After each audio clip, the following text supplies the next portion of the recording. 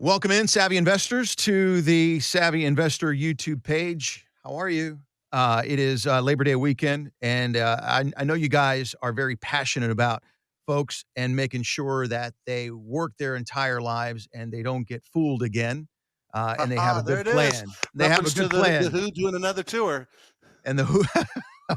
And having a plan for retirement. So let's get right into it. There was a recent study by the Pew Research company that found 1 in 5 over 65 years old are still working. That is 11 million Americans. Mike Canet and Ryan Herbert. They're going back to work because they have to, not because they want to. You guys are all about, hey, if you guys want to go back to work after you retire because you want to, that's great. But how do we get to that point? How do we get to that point where we've saved, we've done a great job of saving, but now we've set our affairs in a certain way where we have the freedom to go back to work if we want to. If not, Well, we don't.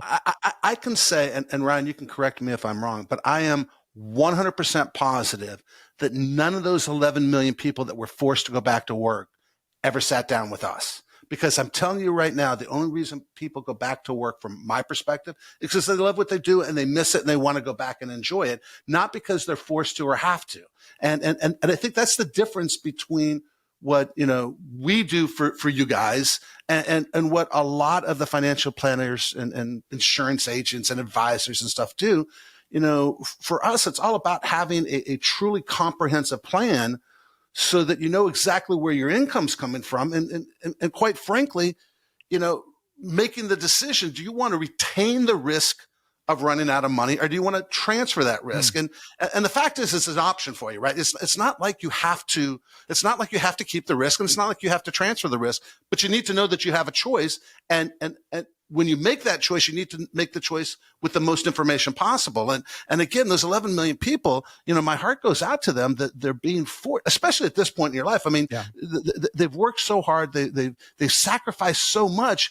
And because of a bad decision, because they didn't have the right advice givers in their life, because nobody sat down with them and said, look, here's how you're going to create income streams that you're never going to run out. Nobody did that for them, because otherwise they wouldn't be going back to work. We had actually a doctor, interesting conversation way back when. She comes to me, and her and her husband were making about $250,000, $300,000 a year, pretty consistent throughout their lives.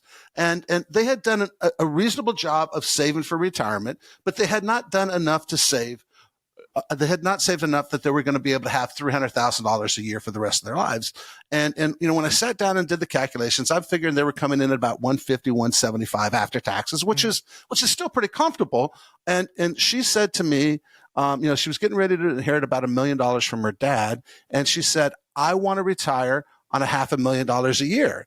And I said, okay, when are you retiring? And she told me it was about 4 or 5 years in the future.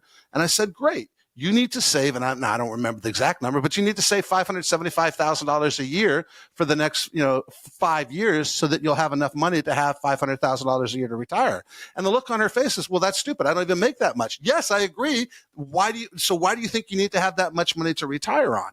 And the problem is that these people that are running short of money and being forced to go back to work, nobody had that conversation with them. Nobody explained to them, here's how you allocate your assets to pay the least amount of taxes possible. Nobody showed them how to create income streams that we're going to outlive. Nobody gave them any advice. I suspect if they went to some sort of advisor or planner or insurance agent, they sold them a product and said, hey, look, I can sell you whatever it happens to be. My managers at whatever box store I'm working at told me to sell you this, so I'm going to sell it to you.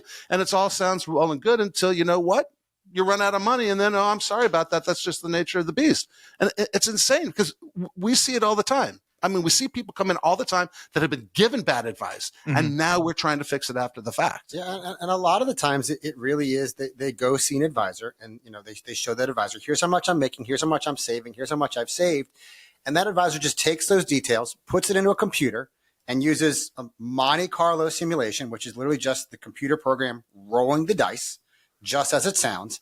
And it's saying, based on if the stock market gets you a 5, 6, 7, 8, 9% return every single year, here's how much money you can have in retirement. But it does not show them worst case scenario, here's what's going to happen. It does not show them, here's exactly where your income is going to come from in retirement. And here are the options that you have to create those income sources. When people come into to our office from either this podcast, this YouTube channel, and our radio show, and all the other things that Mike and I do for our clients and for our prospective clients, what makes us different is we are going to sit down and show you, here is what your retirement is going to be like day one of retirement, year 1, year 3, year 5, year 10. And here's exactly where your income is currently going to come from. That extra money that you need to make up, here are 2 or 3 or 4 different strategies to create that income that you need in retirement.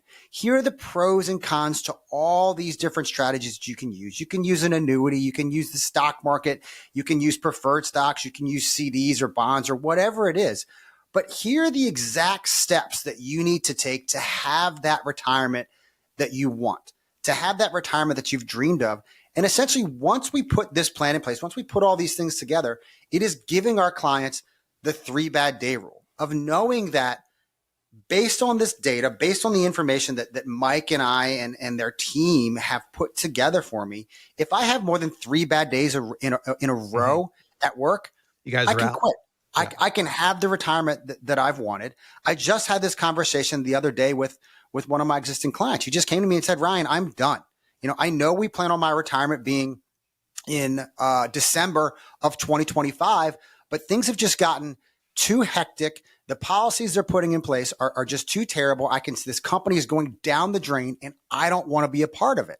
I know we put this plan in place for December 2025, but what can we do right now to change that? And with just a few minor tweaks, because we're constantly meeting about these retirement plans, he was able to quit.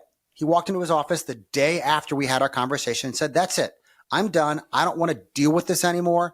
I want to walk away. And he had that 3 bad day rule where he just had too many bad days in a row and he was able to walk away. That is the sense of security, the sense of, I know I can have this retirement that I've always dreamed of, that our clients, that we feel our clients get when they work with us. And if you want to have this conversation, if you want to get that feeling that I know my retirement is secure, that I can have 3 bad days in a row and walk away, I encourage you to click on the link in the description below to schedule an appointment with Mike, myself, and our team here. And don't forget to hit that like button and subscribe as well.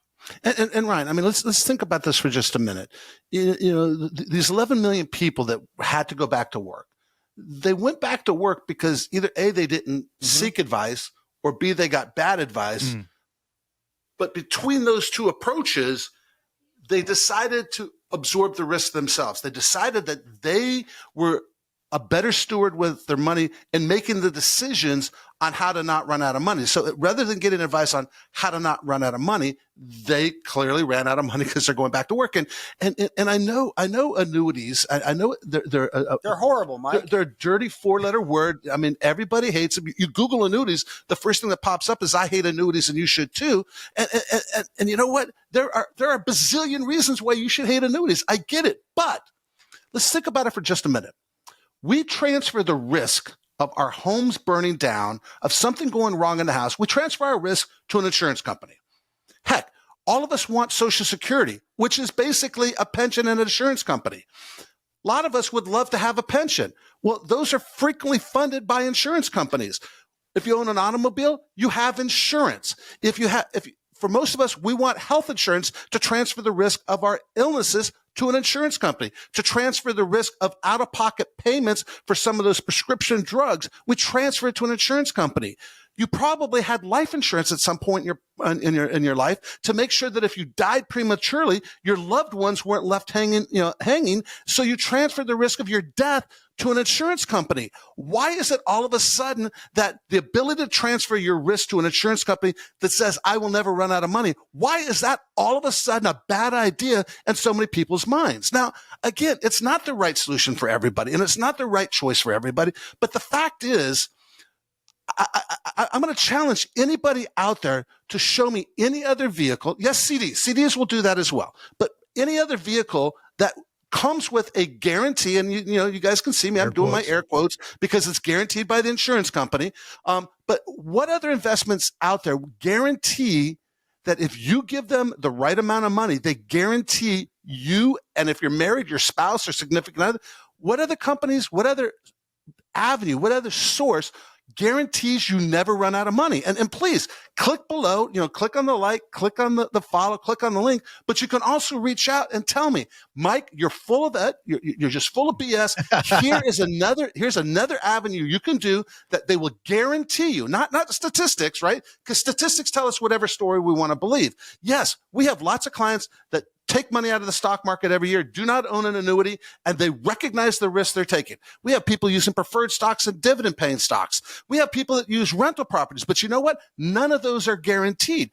If you're going to transfer the risk for your health, if you're going to transfer the risk for your house, if you're going to transfer the risk of your automobile, if you're going to transfer the risk of all those other things in your life, you certainly should consider transferring the risk of never running out of money, right? And it does not make sense to minimally have that conversation, because if you're not having that conversation, your alternative is being one of those 11 million people that had to go back to work. From my perspective, that's a bad decision on your part. Again, click on the link below, follow us, like us, and send me that information. I've searched high and dry, and I've yet to find anybody come forward and say, here's a guaranteed income stream that you'll never outlive that doesn't involve insurance. And even CDs, they're insured, which is why you are guaranteed never to run out of money. So please, please, please send me that information. If you're out there listening to us and watching us and you're thinking to yourself, Mike's full of crap, tell me what it is that you invested in that guarantees you'll never run out of money, because I would love to share it with all. If you share that with me, next podcast, next YouTube video that we do, we will share it with everybody, and I'll even give you credit for it. All right. Well, there you go. Again, click the link in the description below to schedule a complimentary personalized review. And as Mike said, if you've got that information, go ahead and do that way, and that way he can get it, and you guys can work that out from there. And who knows, maybe we'll highlight you on the podcast and YouTube here in the near future. Don't forget to subscribe to the YouTube channel. That's always great. That way you can share it with your friends, and it just gets bigger. We help more people that way. The Savvy Investor podcast and YouTube page. Mike, Ryan, thanks again for your time. As always, you guys always wrap things up. So the floor is yours. This is Ryan Herbert. Thank you so much for watching and following the Savvy Investor YouTube channel. And this is Mike Canet. Stay savvy.